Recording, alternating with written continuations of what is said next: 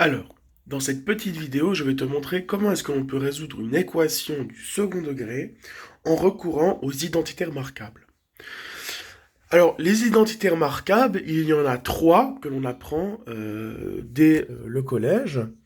Les voici. Donc, a plus b au carré, c'est égal à a carré plus 2ab plus b carré. Donc ça, c'est la première. La deuxième, elle ressemble simplement, on a un moins devant le AB, donc a carré moins 2ab plus b carré. Et la dernière, on l'avait également utilisée à plusieurs reprises dans d'autres vidéos. A plus b fois a moins b, ça fait a carré moins b carré. Donc ça, ce sont les trois identités remarquables que l'on apprend dès le collège et qui sont quand même très utiles en algèbre. Pour résoudre cette équation, on ne va pas recourir à la formule de Viette et au discriminant. Ce n'est pas utile. En fait, il faut toujours vérifier si c'est possible de factoriser une expression, d'abord, parce que ça nous facilite la vie. Et là, il est possible de factoriser l'expression du membre, enfin le membre de gauche de mon équation à partir d'une identité remarquable. Bon, déjà, je vois du plus et du plus. Donc, si je regarde mes identités, il s'agirait de la première. J'ai trois éléments ici qui sont additionnés entre eux. Donc, je vais regarder la première identité remarquable. Alors, si je regarde le premier terme, a carré. A carré devrait correspondre avec 4x carré, parce qu'on va faire toujours dans l'ordre. A carré plus 2ab plus b carré. Donc, d'abord le terme au carré, ensuite le terme en x et le nombre. A carré. Si a carré est égal à 4x carré, qu'est-ce que ça veut dire sur a? Si a carré est égal à 4x carré, ça veut dire que a est égal à la racine carrée de 4x carré, autrement dit, que c'est égal à 2x. Donc notons que a égale à 2x dans cette configuration. B carré, donc l'élément qui est à l'autre extrémité, ça devrait valoir 9. Donc si b carré égale à 9, que doit valoir b? Mais la racine carrée de 9, donc 3. Dans cette configuration, a doit valoir 2x et b doit valoir 3. Mais là, jusqu'à maintenant, on a juste regardé les deux extrémités de mon expression. On n'a pas regardé le terme du milieu. Il faut vérifier que le terme du milieu concorde avec 2ab. Est-ce que 2ab est égal à 12x si l'on prend la valeur de a et de b que l'on avait déduite ici? Il faut vérifier. 2ab, c'est 2 fois a fois b. Alors, on avait dit que a, c'était 2x. Alors, 2 fois 2x, et que b, c'était 3. 2 fois 2x, ça fait 4x. 4x fois 3, ça fait bien 12x. Je retrouve bien le terme du milieu. Donc, j'ai bien prouvé que l'expression, le membre de gauche de mon équation, était bien de la forme a carré plus 2ab plus b carré. On l'a vu. Donc, si c'est sous cette forme-là, je peux le réécrire sous cette forme-là. On avait dit que a, c'était 2x et que b, c'était 3. On peut donc dire que cette équation a pour équation équivalente 2x plus 3 au carré égale à 0. C'est une façon également de l'écrire. On peut, parce que cette équation-là est pile poil sous la forme d'une des identités remarquables, donc on a le droit de la factoriser en l'écrivant comme ça. 2x plus 3 au carré égale à 0. Et en quoi c'est facile dès lors qu'on a transformé, dès lors qu'on a établi, dès lors qu'on a effectué cette transformation? Parce que 2x plus 3 au carré égale à 0. Pour résoudre, c'est assez simple. Maintenant, il suffit de faire la racine carrée, pour annuler le carré. Donc j'ai 2x plus 3 qui est égal à 0. Et là, je me retrouve avec une simple équation du premier degré. Je fais donc moins 3, 2x égale à moins 3, et je divise par 2, donc x égale à moins 3 demi. Voilà. Deuxième équation du deuxième degré que l'on peut factoriser grâce aux identités remarquables.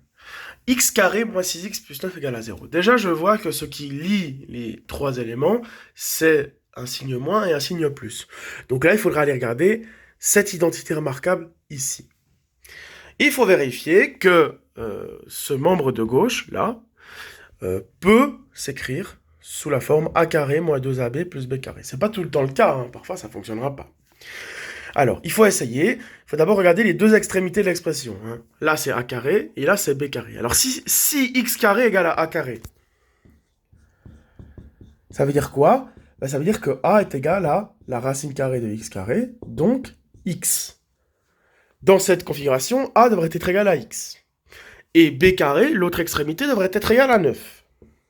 Si b carré égale à 9, ça veut dire que b est égal à la racine carrée de 9, donc 3. On a donc défini ce que devraient valoir a et b. Donc c'est a doit valoir 3, x et b doit valoir 3. Maintenant, il faut regarder si le a et le b des extrémités de l'expression concordent avec le a et le b du milieu. 2ab doit être égal, enfin non, moins 2ab doit être égal à moins 6x.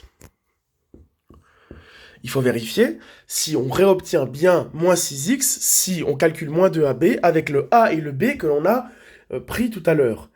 A valait x, b valait 3. Donc moins 2 fois x fois 3, qu'est-ce que ça fait? Eh bien ça fait bien moins 6x. Donc j'ai bien prouvé que l'expression ici, le membre de gauche de mon équation, était bien sous la forme de la deuxième identité remarquable, à savoir a carré moins 2ab plus b carré. Et donc, comme j'ai prouvé que le membre de gauche de l'équation pouvait s'écrire sous cette forme-là, eh bien je peux l'écrire sous cette forme-là. Donc, je peux dire que c'est égal à x moins 3 au carré, qui est égal à 0. Et donc ça, c'est très pratique, parce que dès lors qu'on a établi ça, eh bien, on peut résoudre l'équation tranquillement, hein, en faisant la racine carrée. Donc on a x moins 3 qui est égal à 0. Et après, on isole x, donc x égale à 3. Voilà, donc très simple. Si c'est possible de factoriser, si c'est pas possible de factoriser à l'aide de la formule de somme et de produit, des formules de somme et de produit, ou que c'est pas possible de factoriser à l'aide de la mise en évidence, ben, il est toujours possible, sans recourir à la formule de Viette, de déterminer, de résoudre l'équation. Voilà. Il suffit de vérifier si c'est pas sous la forme suivante. Une autre application, ce serait la suivante. X carré moins 49 égale à 0. Bien là, ça correspond à la forme, ça a la forme en tout cas de a carré moins b carré, hein, donc de la troisième identité remarquable. A, dans cette logique-là, a doit valoir quoi? Ben, a doit valoir x. Si a carré c'est x carré, alors a c'est x. Et b c'est 7. Je suis bien dans quelque chose de la forme x carré moins 7 au carré. Donc du coup, je peux dire que je peux réécrire l'équation sous cette forme-là, x plus 7 fois x moins 7. J'ai factorisé, et c'est tout autant juste. Voilà, alors les solutions, du coup, ce sont x égale 7 et x égale moins 7.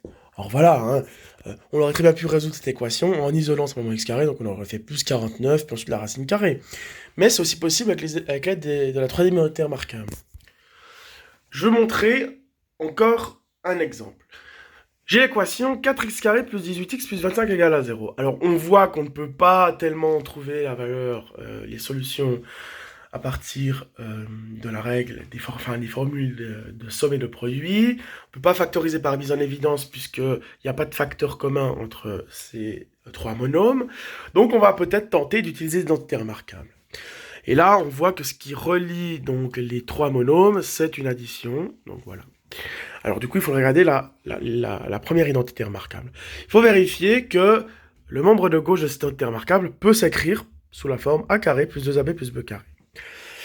Alors, il faut toujours regarder d'abord les deux extrémités. A carré, ça doit correspondre à 4x carré. Donc si a carré est égal à 4x carré, ça veut dire que a est égal donc à la racine carrée de 4x carré, donc 2x. A devrait être égal à 2x. B carré, c'est l'autre extrémité, ça devrait valoir 25. Donc si b carré égale à 25, alors b est égal à la racine carrée de 25, donc 5.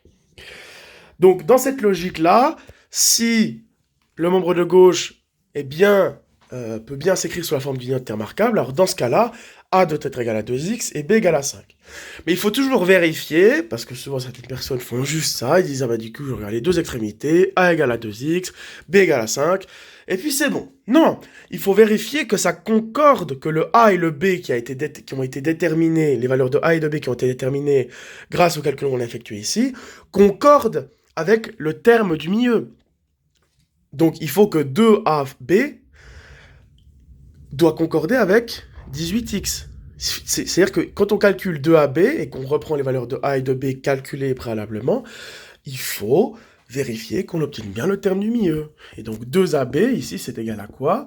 C'est égal à 2 fois 2x fois 5. 2 fois 2x, ça fait 4x, fois 5, ça fait 20x. 20x n'est pas égal à 18x. Donc, on ne peut pas affirmer que le membre de gauche de l'équation, de cette équation-là, est de la forme de l'identité remarquable a carré plus 2ab plus b carré. Puisque le a et le b des extrémités ne correspondent pas au a et au b du milieu.